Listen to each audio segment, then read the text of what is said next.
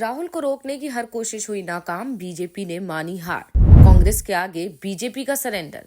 इंदौर के महू में कांग्रेस की महारैली। कांग्रेस के दिग्गज नेता महू पहुंचे। कांग्रेस ने जिस दिन बाबा साहेब अम्बेडकर की जन्मस्थली महू में जय भीम जय बापू जय संविधान रैली करने का ऐलान किया, उसी दिन से बीजेपी की चिंता बढ़ती दिखाई दी। बीजेपी की तरफ से कांग्रेस की इस रैली को रोकने की पूरी कोशिश की गई, तमाम तरह के अड़ंगे डाले गए, लेकिन कांग्रेस ने साफ कर दिया कि रैली तो होकर ही रहेगी। अंतिम समय तक प्रशासन की तरफ से कई पेच फंसाए गए, अनुमति तक नहीं दी गई, लेकिन बाद में प्रशासन को हार माननी ही पड़ी और कांग्रेस की रैली में उमड़ी हजारों लोगों की भीड़ बता रही थी कि बीजेपी सरकार का हर उपाय फेल हो गया। तो आज हम महू में कांग्रेस की रैली में बीजेपी सरकार द्वारा लगाई गई रुकावट को लेकर ही करेंगे बात, तो वीडियो को आखिर तक जरूर देखें। बाबा साहेब की जन्मस्थली महू में जय भीम जय बापू जय संविधान नाम से जो रैली का आयोजन हुआ और उसे लेकर लगातार सियासी चर्चा बनी रही।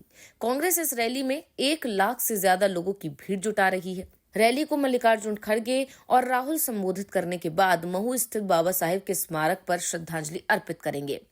वैसे रैली से पहले कई तरह की परेशानियां कांग्रेस नेताओं को उठानी पड़ी। रविवार की शाम तक रैली को लेकर इंदौर में प्रशासन की तरफ से इजाजत नहीं दी गई थी। रैली के आयोजन को लेकर परमिशन पर मामला उलझा हुआ दिखा।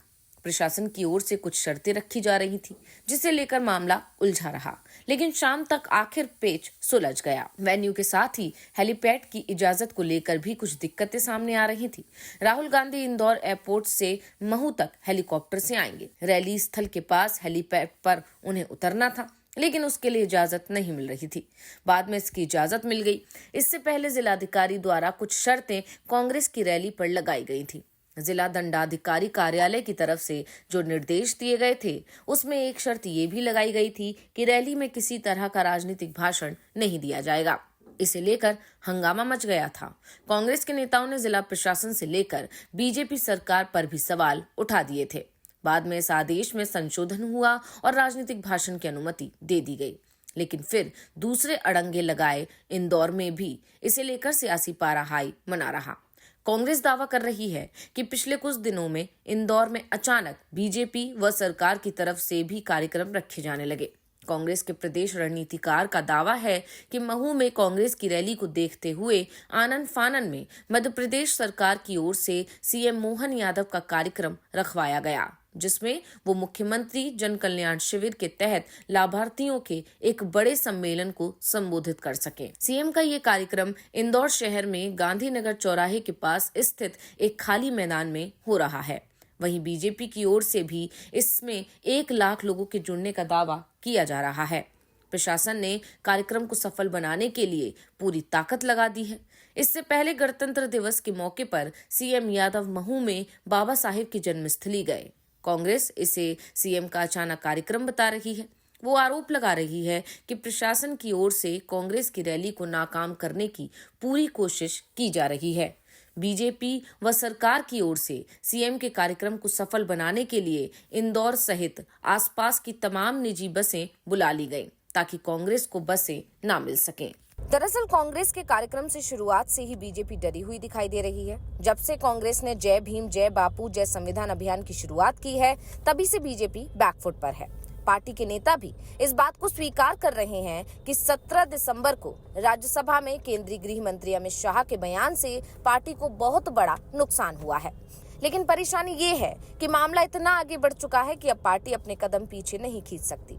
दलितों के बीच बीजेपी के नेता जा रहे हैं और शाह के बयान के चलते दलितों के मन में जो गुस्सा पनप रहा है, उसे शांत करने की कोशिश कर रहे हैं। तो दूसरी तरफ कांग्रेस अभी भी शाह की बर्खास्तगी की मांग पर अड़ी हुई है। कांग्रेस के नेताओं का कहना है कि अगर अमित शाह ने माफी मांग ली होती तो मामला खत्म हो जाता, लेकिन शाह के तेवर बता रहे हैं कि डॉक्टर अंबेडकर का अपमान करने के बाद उन्हें अपनी गलती का कोई एहसास नहीं है और इसके बाद से ही कांग्रेस ने अपने अभियान को तेज कर दिया है।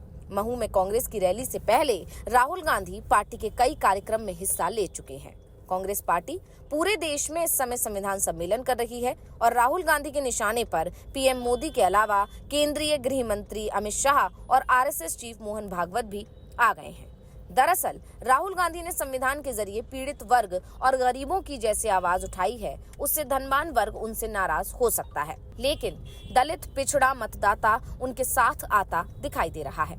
एक दशक से अधिक समय से सत्ता से दूर कांग्रेस नेता भी ये जानते हैं कि उनकी सत्ता में वापसी भी इन्हीं गरीब और पीड़ित वर्गों के वोटों के होकर निकलेगी। यही वजह है कि राहुल गांधी पूरा फोकस इन्हीं वर्गों पर लगा रहे हैं। कांग्रेस के कई नेता अनेक मौकों पर बीजेपी पर धनवान लोगों की पार्टी होने का आरोप लगा चुके हैं।